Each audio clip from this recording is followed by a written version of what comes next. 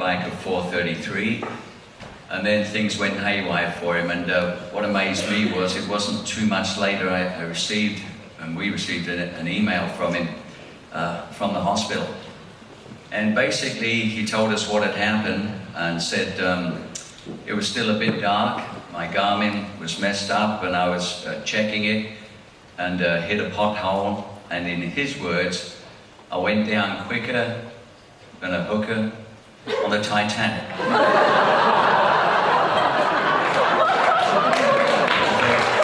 He's still got it. We talk about attitude. Ladies and gentlemen, please welcome Stephen Foster.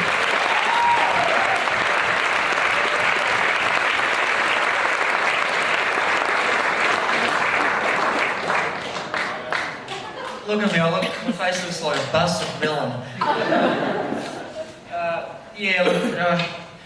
I've been in this sport for 34 years. I often say there's some murder, and I've suffered the whole 34 years, but I don't have any regrets. The Ultraman was going to be my swan song, my final race. I'm getting more pleasure out of supporting my squad, watching them at races and so on, and training with them.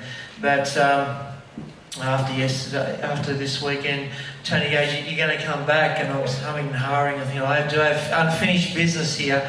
But the training I put myself through at my age of 51, I almost put myself in the nut house a few times, as my partner Robin will attest.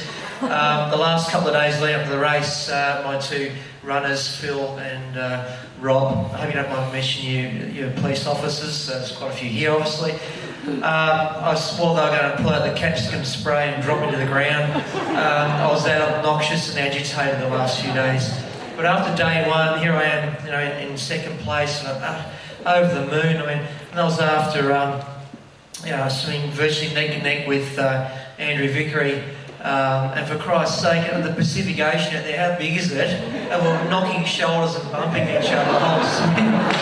And I realised that the next thing I know, I'm behind him. I'm thinking, oh no, we're not allowed to draft. I better back off and pull off to the side. And I thought, for crying out loud, it's not an Ironman. We've got the whole ocean. But anyway, we get to the swim, and and unfortunately, about 40 kilometres to go, I rode past Mike Harvey, who had a puncture, and of course I'm going, yes, you take that, you young guys, I'll show you. I'm in second place, but Mike, well done for the fastest swim, magnificent. I only met you several weeks ago, and what a wonderful guy you are. I'll take my hat off to you. I'll try and keep it short. Day 2, of course. Here I am out in the course. I'm absolutely fired up. I'm calmed down now. The boys have put their capsicum spray away, and Robin can bear me a bit more. And here I'm at the close to 30k mark. Yes, it was still a bit, semi-darkness. And I've got this new toy called a Garmin 1000, and I'm pressing buttons, and the damn thing had stopped. And I looked up and thought, geez, I've probably got one of these cheap Russian satellites going over me. And I'm pressing, and of course I got so ensconced in this thing. I'm in about 8th position by this stage in the long line. Yes, Alan from TA, we were illegally drafting, but I'm glad you just turned a blind eye. But I knew we'd separate once we got through that little dark area.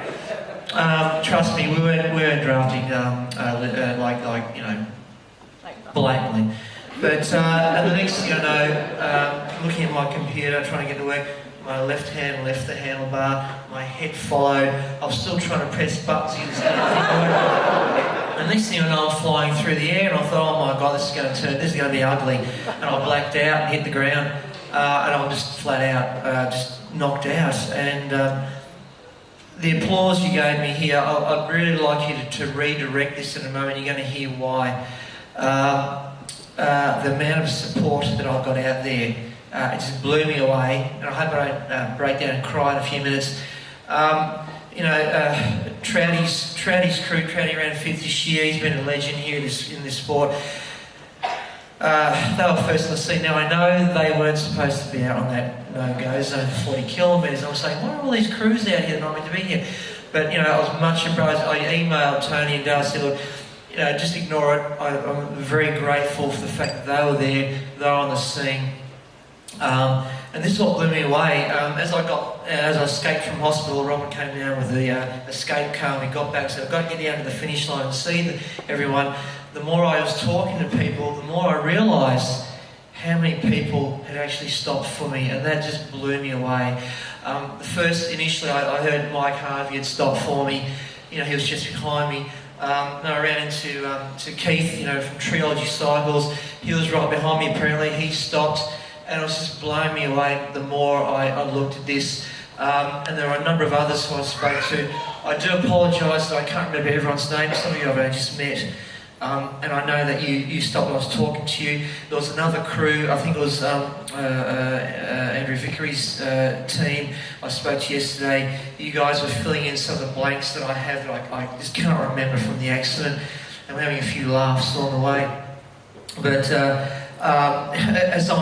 this is from Trouty. He was just in front of me in the 7th place. He turned around and rode back to me. He gave up his race for that.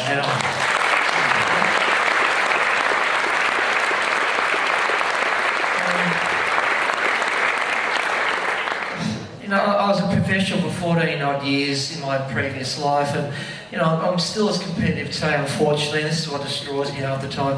I can't let go. And to see, we're at the pointy end of the race, and we're there to do well. Yes, it is an Ultraman, but we still want to do well. And the fact that Trout turned around, the fact that Keith and Mike and so many other of you stopped. A lot of athletes further down saw this whole pile of bikes, and they thought there must have been a major crash like the Tour de France. And they realised that everyone had got off the bike to see how I was. And it just blew me away. There's several crews that were there that stopped to help me. Trouty's crew who were there to help me. I'm sorry, I've forgotten her name, your nurse who was there. Sorry? Mel, yes. I remember I was coming to and she was picking me up and I'm leaning up against her knees, and when I spoke to her about it after, she said, no, I was trying to keep you down on the ground. She said, it was you trying to pick yourself up. And I said, yeah, but I've got a broken collarbone and 6 broken ribs. She said, I don't know how the hell you did it. And I said, I don't know either. And I said, where am I? And what just happened? And then I saw my bike over the side. I said, quick, get me up. I'm going. And then I saw my broken handlebars and I thought, oh, hang on, I may not be going anywhere. And then I realised by the stage I'd come to, most of the athletes had gotten going. Had I been conscious the whole time, I would have told you all to get going. There's a race on, the show must go on. But thank you. You just broke my heart, the fact that you all stopped your race to help me. And that epitomises Ultraman. I've never come across this in my 34 years of racing around the world. It's just blown me away. And then I saw my squad member who I crewed for last year, Andy Dennis, here in a great race this year. We got him a faster time this year than last year. I saw him, I looked up as I'm leaning up against Mel, and I looked up and said, Andy, get going mate, you've got a race. I saw his crew, Tyson and Brad and Josh. I said, guys, get going. I said to Al, the TA official, Al, you've got to get going. They're all drafting. And of course I was one of them. And Barry, of course, the photographer. I said, Barry, I said, you got some better photos to take care of, not my busted looking face.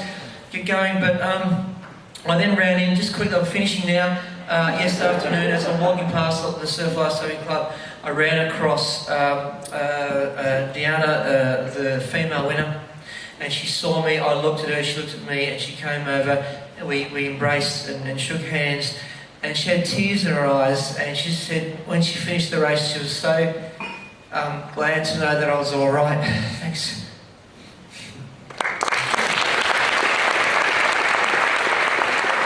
But this is what's bringing me to tears and killing me. The fact that she stopped her race, and correct me if I'm wrong, but she was about 53 seconds off beating the world record. And I stopped it.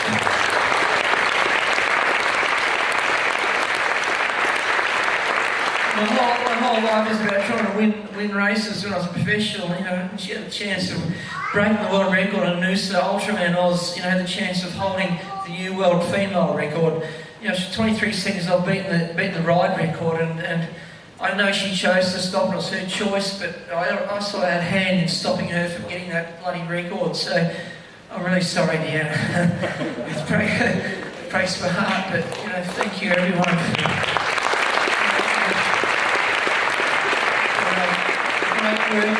your support. This is Ultraman, and there's nothing else like in the world. Thank you everybody for your support.